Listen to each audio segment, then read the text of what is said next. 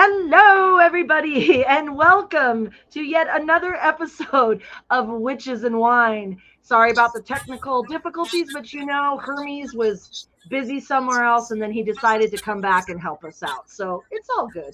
Anyway, this is the show where we talk about witchy stuff and we drink wine. Clink and drink. Clink and drink. And if you had some spirits too with you, oh, there you go. And obviously, for those of you that have not seen this wonderful man, you do know who he is. We're going to get to him in just a sec here. But let me introduce myself. I am Lola Stardust. I am the High Priestess of Children of the Crossroads ATC in Spokane, Washington. And I am Silent Stardust, High Priest of Children of the Crossroads ATC here in Spokane. And we had a little 2-week hiatus. I broke my foot last week. There was a lot of stuff that happened. But we're back, and what a great way to come back with our guest. But before we start, I'm going to give us a little disclaimer. Some people have brought it to my attention that they don't like to get their witchy information from witches who are drinking wine. They say alcohol and witchcraft don't mix. And I'm like, well, maybe they don't. Who knows? But you guys have the power. If you don't like watching witches have fun and drink wine, you can click the X in the corner of your screen and we'll disappear. And bye-bye. Bye-bye. Because we are magic too. So, before we get to our wonderful guest, I'm going to turn this over to my husband, my partner in crime, my high priest, Silent Stardust. He's going to tell us about the wine we're drinking. Hold it. So I chose a very unique wine for a very unique individual. There's no one quite like our guest, and there's nothing quite like this grape and where it grows. So I chose tonight is Palmolius' Cananau de Sardinia. A Cananau is a Grenache clone that only grows on the island of Sardinia. It's got a very unique profile. It's a very unique structure. It's got nice floral undertones. You get a little bit of berry and cherry notes, chocolate. It's very, very dry. So all the things that we really enjoy in our wine are a huge tea guys. It's the grape does so well with that warm Mediterranean climate. It's so well with that warm Mediterranean climate, and so unique and kind of upbeat, like our guests. So yeah. Price-wise, you guys are going to look about $20 a bottle, so good, but not, ridiculously expensive. And it's going to pair with any kind of light meals. A wonderful Sunday afternoon wine. Yes. Drink and drink to unique and off the beaten path. Drink to unique and off the beaten. All right. Or a Tuesday evening wine in this case. Or a Tuesday, yes. Yep. What a great Tuesday. All right, so I want to introduce our guest. Oh, my gosh. We've had him on the show before. He was so gracious to come back and support the little show that could, because that's what we are. We're not a huge show, but I tell you what, we get some pretty good, huge guests. So we've got the opportunity to meet some really cool people, including this gentleman. Yes, that we got to meet in person about 10 years ago. 10 years ago at a Spring Mysteries. And I remember I sat and talked to him about hallucinogenics, because that became our favorite topic of conversation. And but I want to welcome back to Witches and Wine, Oberon Zell. Hello, Oberon. Can you hear us? Can you say something? I want to make sure we didn't lose your sound. Oh, I'm okay. Can't you hear me? I can hear you. Yep. You can hear you. There was a little delay. All right. So, yeah, we're good, though. We're good. We got you. So, Oberon, I want to talk about what's been going on in your life since the last time we spoke. It's been quite a while, and I hear that you got married not too long ago. So, congratulations on that. Congratulations. And can you tell us how did that come to be? Like, where did you Thank you. I did. Where did you meet this beautiful bride of yours? Well, her name is Lady Rhiannon. She's the High Priestess of the Serpentstone family coven out here. and wonderful community, wonderful. I had actually met, oh my goodness, back in 1989, I guess, when I was invited out to a Samhain festival. It was a community that she was one of the founders of.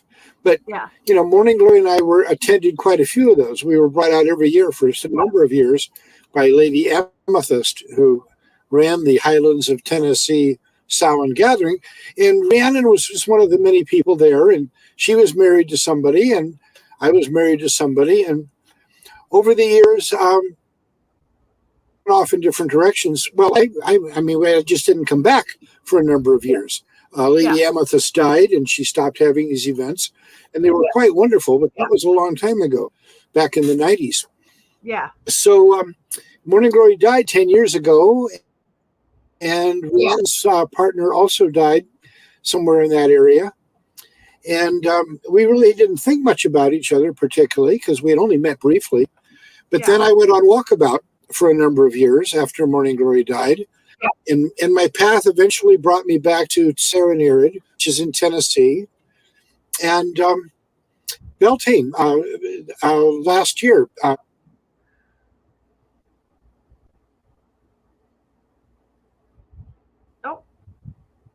We lost the sound together, again. And things just kind of unfolded, and we realized that we were falling in love.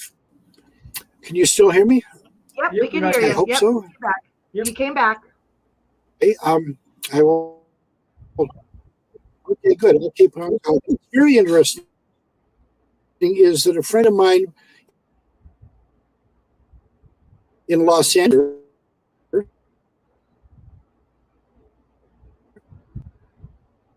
Oh, we're having more technical difficulties. You're freezing up a little bit.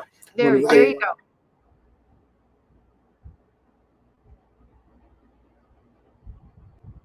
Maybe. This is what happens when we do a live show. Sometimes technical difficulties happen. The joys of live broadcasting. We're going to wait and make sure he comes back.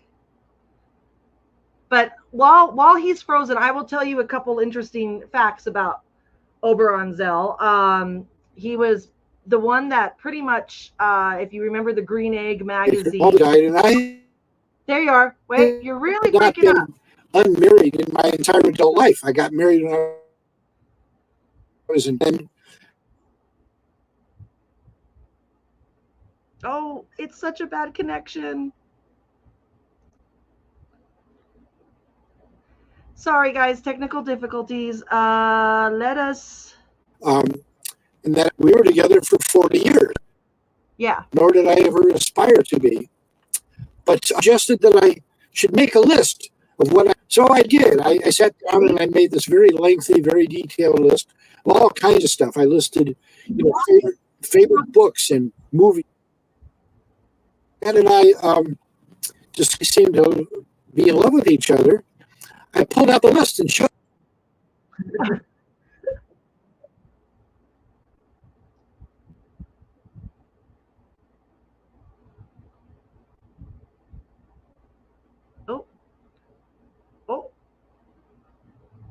We'll see what happens. Yeah, it keeps coming in and out. We apologize for the technical difficulties.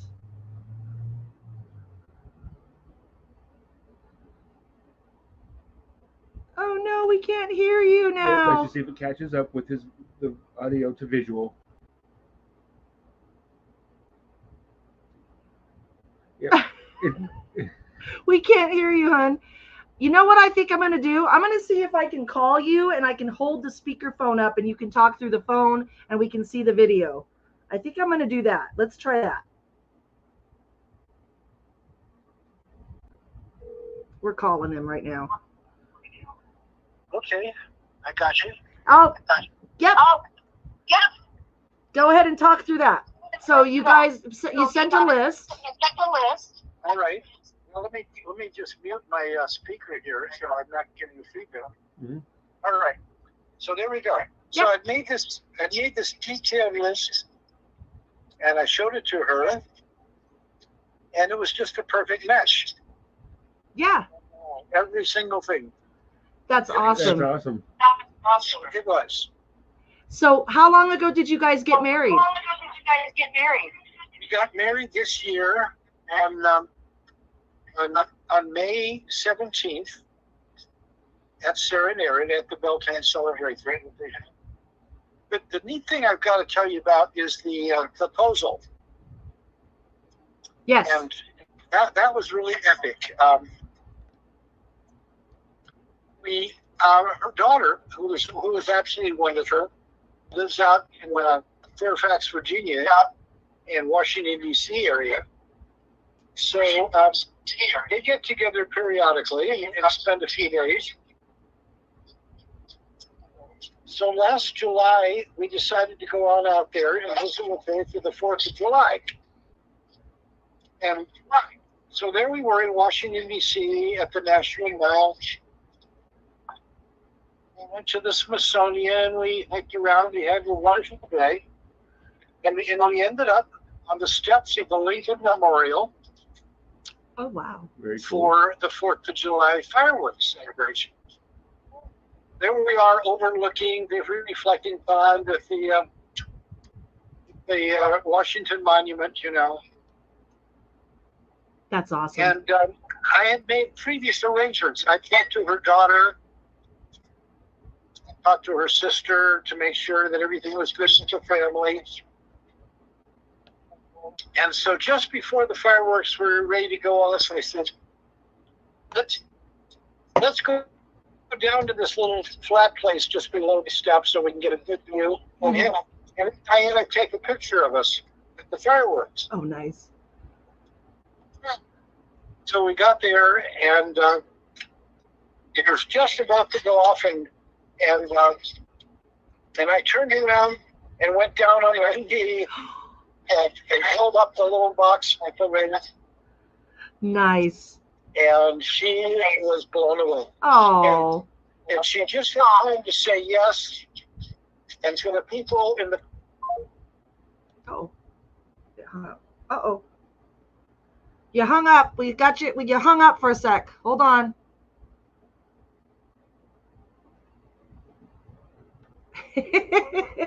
We're going to make this happen. 7 0. Oh, no, we don't want to. Let's try again. Hold on. We're going to try to call you again.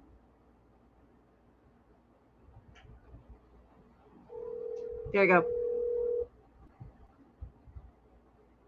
Okay, back again. Back again.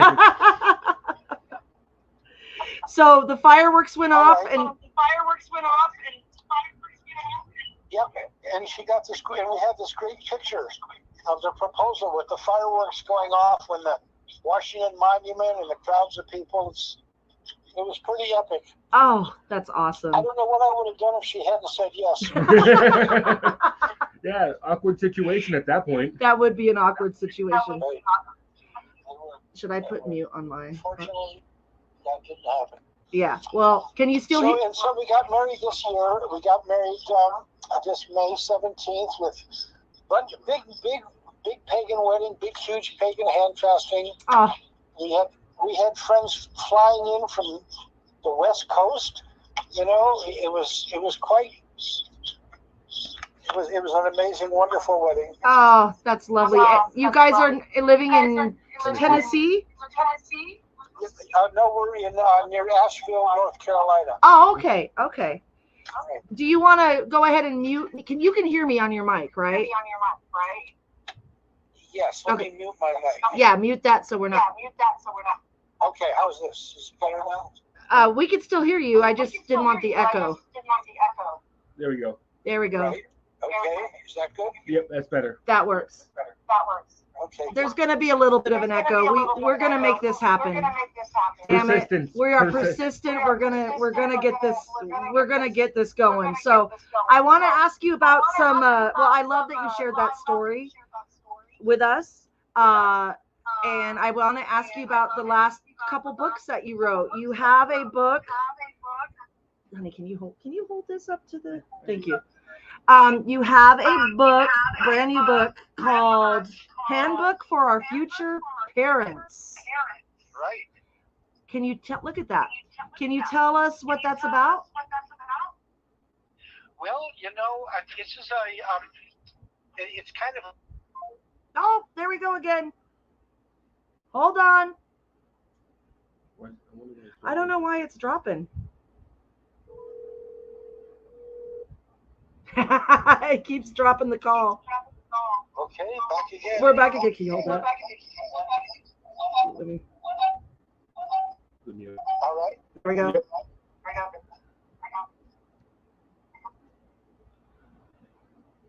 Okay, this is the book.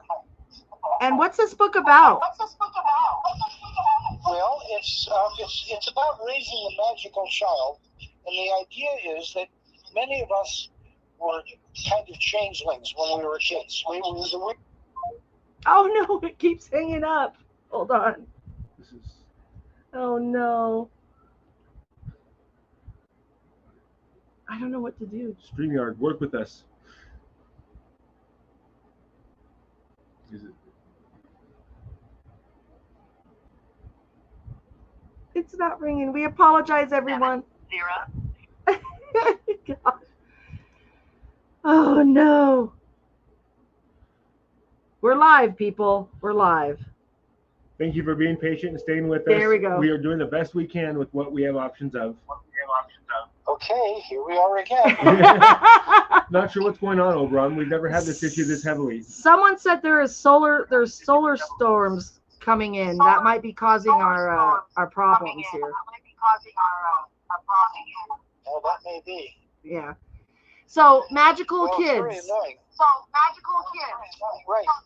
Well, those of us who were kind of the first generation pagans, we were the black sheep of the families. We were the ugly ducklings. We were the weirdos, Yeah. I remember when I was a kid, I used to go out in the backyard with a flashlight and try to signal the flying saucers to come and take me home. Oh yeah. It was that weird. So partly this is the book that we wish that our parents could have had when they had kids like us. Oh gosh, yeah. So it's kind of directed for that. If you've got a kid like this is what to do with them. But it also presumes a reincarnation, that we'll be coming back again, and we want to make sure that this time our parents know how to deal with us. So we invited quite a few people throughout the community to write their own little chapters, telling about their story as a child and what they would like to tell their future parents and what they would like to tell their future selves. Oh, nice. Sort of, again, message in the bottle. And it's a unique book. There's nothing else quite like it. Oh, we lost him again.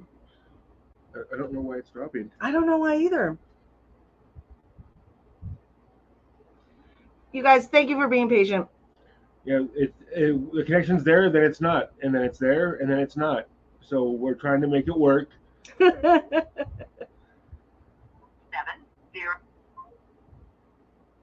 It's usually been 2 calls to make it Yeah, work. we get 2 calls in. Can you hold that? Yep. It's on speaker.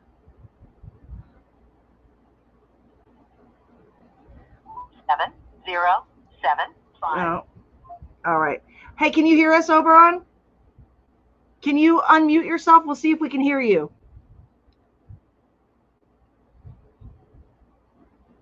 No, unmute. What? You're still muted.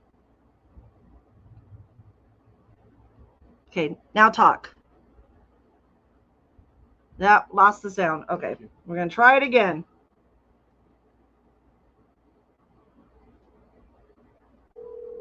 There we go. Can you hold it? Okay.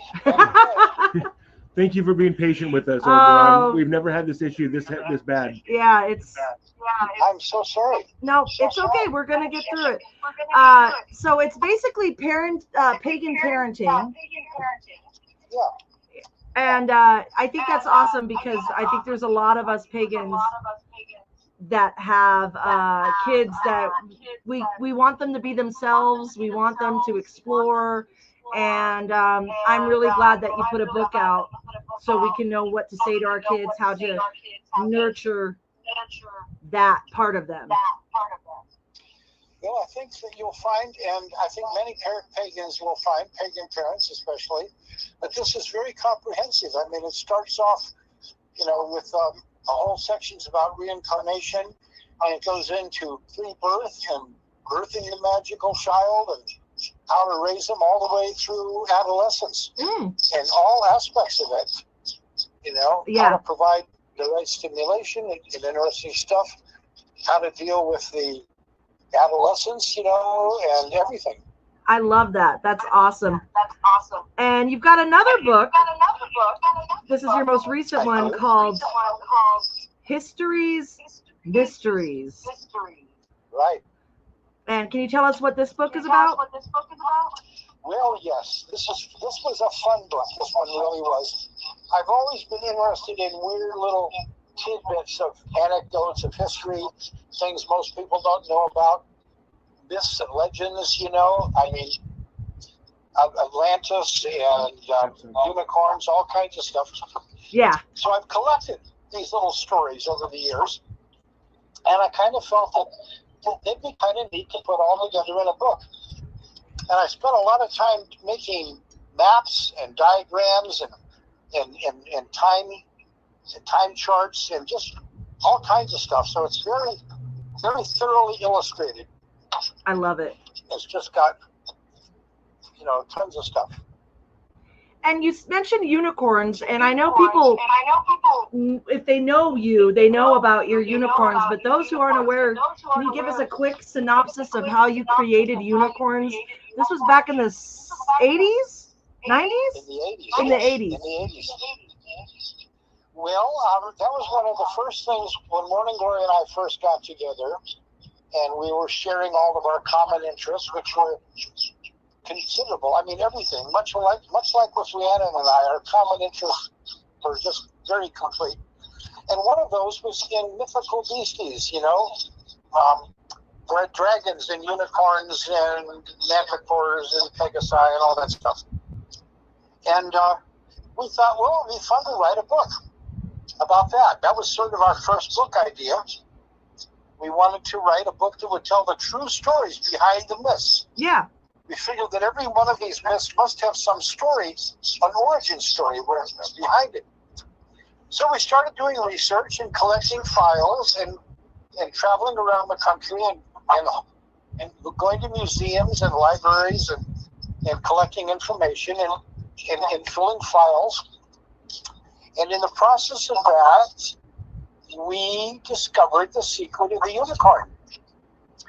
Like most people, when we started off, we figured unicorns were just a misrepresentation of rhinoceroses or something. Yeah. That's what most people think. But the pictures of unicorns and all the bas-reliefs and paintings and tapestries and everything you see don't look anything like rhinoceroses, They sure don't. Yeah. Oh. Can you mute your side? Oh, mute your side because we're getting feedback. Oh, I'm muted over here. Are you muted? We can't even tell. My let's see. Just on the computer. Okay, are you getting the feedback? No, it went away. It's all right. It went away. It's gone. I think he was pushing us too close. We're good. Go ahead. Pictures of unicorns. We discovered that, in fact, through our research, the unicorns were actually real animals that looked exactly like the pictures, and they were produced by a secret lost process of animal husbandry that was designed to produce animals that were equipped to be the defenders of their herds against predators. And the process involved a simple manipulation right after birth. The thing where people missed is they thought that horns grew out of the skull and that was something there, but that's not the case, in fact. The horns are stimulated to grow by little nodes called horn buds that are in the flesh, not in the bone. Oh. And they're used. They're just in the skin of the forehead, which is loose Yeah. are these little nodes. And within about 24 hours after birth, they start sending down enzymes that affect the bone and the tissue beneath it and begin the growth of the horn. Okay. But that will happen if they're moved. The same thing will happen. Yeah. And the trick was how to bring those two nodes together in the center of the forehead so that all the enzymes would go down in a single. No, wait, hold on. Hold on. We lost you again.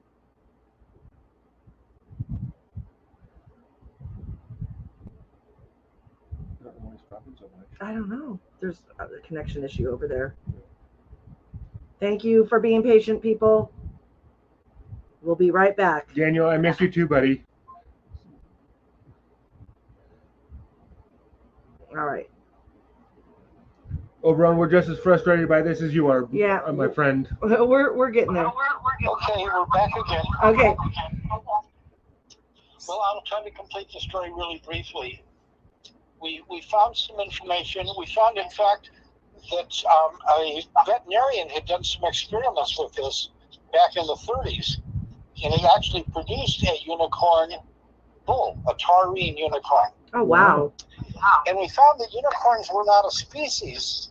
They could be developed from any kind of horned animal. So there were unicorn antelope, there were unicorn bulls, unicorn goats, unicorn sheep, unicorn deer in Asia.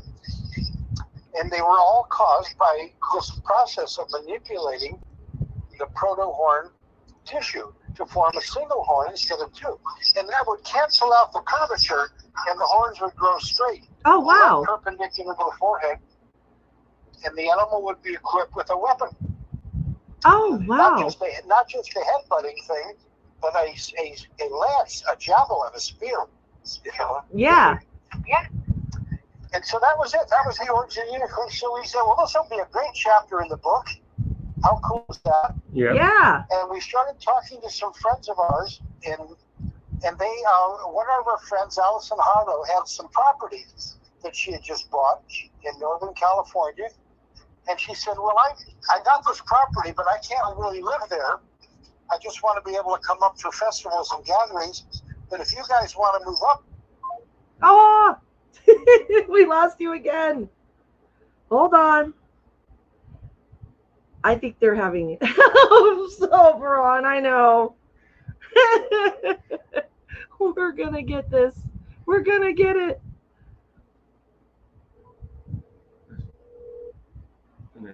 Okay, back again. Can you hold that, honey? So we moved into this 5,600-acre hippie homesteading community called Greenfield Ranch. And the parcel that we had was 220 acres. Jeez.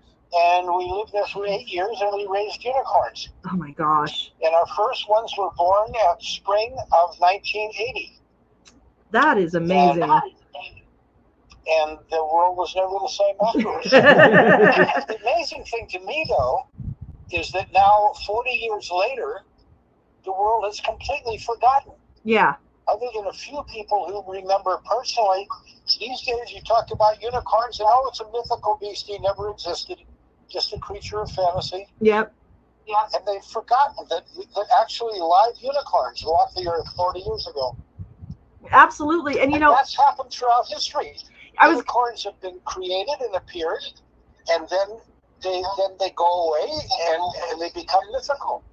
Well, that's what I've noticed about any mythical creature, because if you look at the history of dragons or any of the mythical creatures, there are people who see these things that don't, like, before there were cell phones, before there was the written word, they would draw pictures. I'm going to talk still, and then I'll call you here.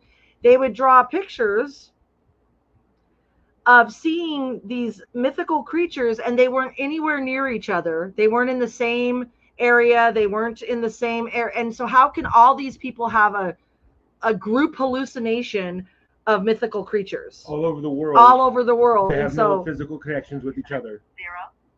And we're going to get you back here in a minute. The same thing has also happened with the idea of the sea creatures.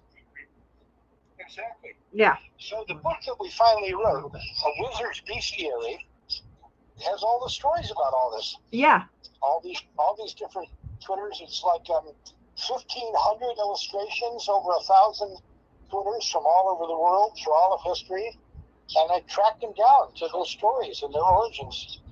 I love it. After the Unicorn Project completed, and we arranged a 4-year exhibition lease with Ringling Brothers. Wait, Ringling Brothers, hold on.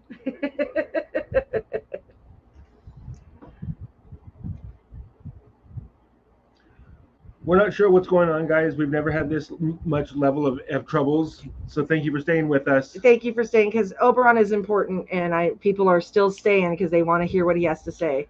We're getting more viewers too. So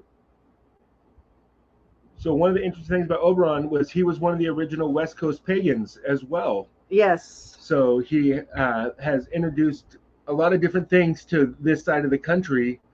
And in the process, he has also introduced some concepts that we're going to talk about here in a few moments. As soon as we get him back on the phone. Come on, ad-lib. And so with it is something that has become important to Lola and myself in our lives.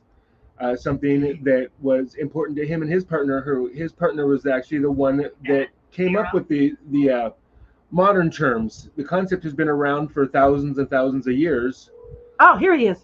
But we, in the modern world, have called it polyamory, and that comes from his original partner, Morning Glory.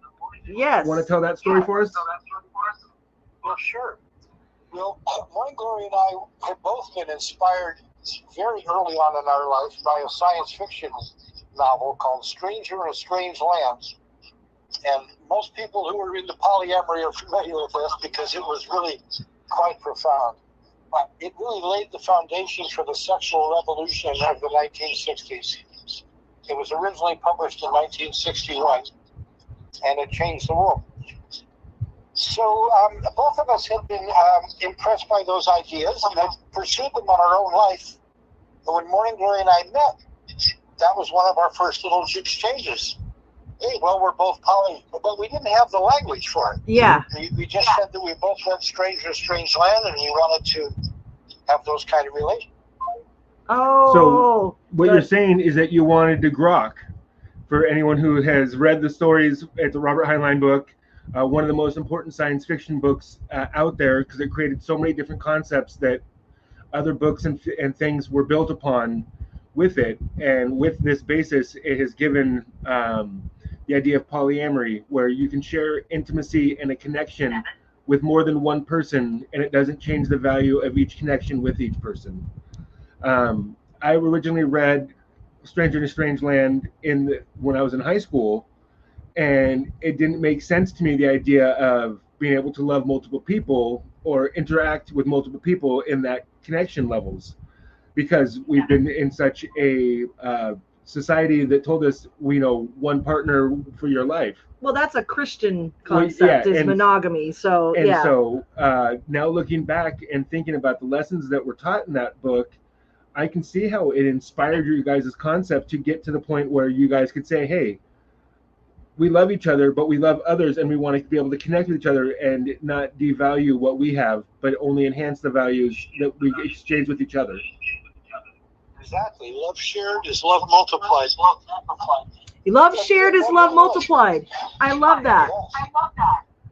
I call it polymath. Well, Heinlein introduced, I think the most important concept was his definition of love as that condition in which another person's happiness is essential to your own.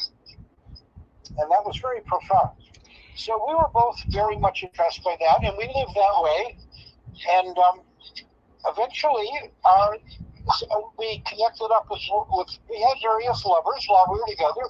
It was never a problem. It was quite wonderful. We had quite a network of lovers, actually. We would go off to do, sometimes we would travel and we'd be somewhere, we'd meet somebody, and if they looked really, if they seemed really good, we'd bring them home. Yeah. It seemed like a good thing. And so we built up this wonderful network of lovers. Eventually, we ended up in a triad marriage for 10 years with Diane Darling. and we each had a child from a previous marriage. So we had 3 kids and 3 adults. And that was a very awesome relationship. We published Green Egg. We developed raised unicorns together. We had wonderful adventures. Traveled to the South Pacific in search of mermaids. Oh, I love it. All kinds of cool stuff. I love that. And but after 10 years, things went a little bit apart, and we developed a new relationship, which became eventually 5 adults, the Ravenheart clan, and we were together with them for 10 years. Yeah. So for half of the 40 years that Morning Glory and I were together, we were in multiple marriages. Yeah.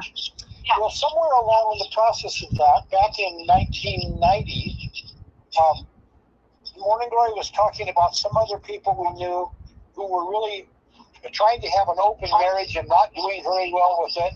And she said, well, they're just not following the rules.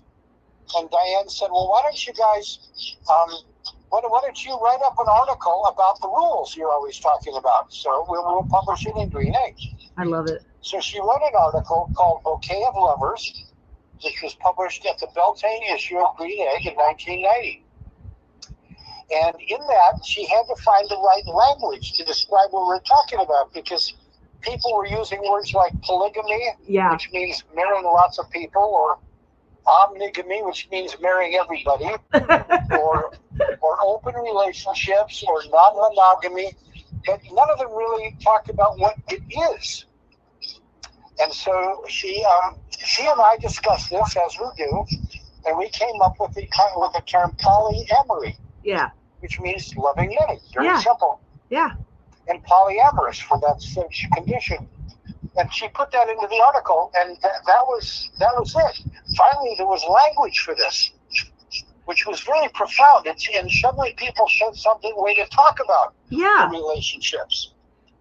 I love so that. we started getting invited to workshops and doing presentations, and this got picked up, and we got interviewed, and it just became a huge fun. Ah! Hold on, we'll get it back. We'll get it back. So it is now a big thing where a lot of the muggles and the mundane are hearing this term and are learning about it. So could you imagine almost 45 or 35 years ago, this concept that you and your partner had come up with is now, not to say mainstream, but definitely more well known than it had.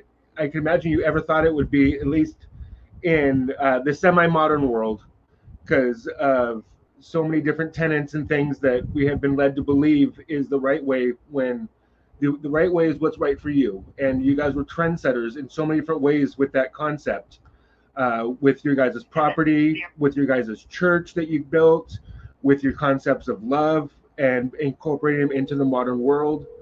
There's so many different things that you have offered to us, with that being, the Church of, I always say it wrong, Church of a Thousand, or what is it? Church of Many Worlds. Church of All Worlds. All worlds. Yes. All worlds. Well, yes, that was part of it. We wanted to develop a. Oh, we lost you again. No, the call's still live on this one. Now your phone's not picking it up. Yeah, your phone's not picking it up. Oh no. So you go ahead and take over. Yeah. So do you want to hang up and try to Yeah. call him again? Well, I'm gonna fill in some space here while you guys try to connect on the phone. But when I realized the joy of polyamory was when I met someone and I fell in love with this person, but it didn't take away from the love that I have for my husband. And Exactly. and I realized, wait a minute, I can love 2 people at the same time. And that's when I was like, oh shit, that's polyamory. Exactly. Well, here's an interesting one. The relationships that we developed have lasted for. Ah! Oh my goodness. Oh no. Hermes, you need to work with her. Hermes, where are you? Okay. So I think we might need to wrap it up. Yeah, we might need to wrap this up and continue it later, Oberon. I apologize. It just, we want to hear so much from you. We can go ahead and reschedule. Just still try to call so we can at least say quick little goodbyes. And we appreciate everyone being patient. We appreciate Oberon being patient. It's. I think the solar flares have something to do with it. I really, really do. Wait, we're still trying. Yeah, it's going directly to voicemail. Oberon, yeah, it keeps going directly to voicemail. We're trying to call you, so don't try to call us, because that's what happens sometimes. While we're waiting, you can find our. Oh, look, it's the Caden guy. You can find our information on our Discord channel. If you want to like join Children of the Crossroads and our devotionals that we do, message us at crossroadscoven@gmail.com. Oh, he's coming back. There he is. Well, I'm back again. I'll try to.